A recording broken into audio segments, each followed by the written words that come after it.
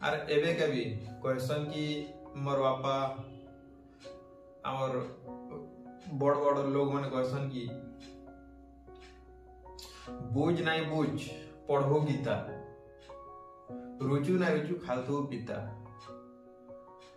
तो बुझ नहीं बुझ गाउथु गीता आउ प्रकृतर सत भी माने बुझ कि नहीं बुझ जदि तु गीता यदि पढ़ू ना दिन किछि ना किछि जदि पढ़ले किछि ना किछि बुझी हेबा आर सतर महत्व बहुत अछि सेति लई ताकर कथा मानि गेली।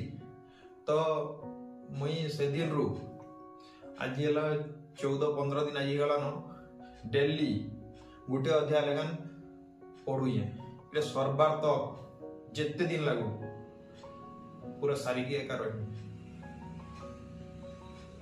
जय जगन्नाथ दोस्त।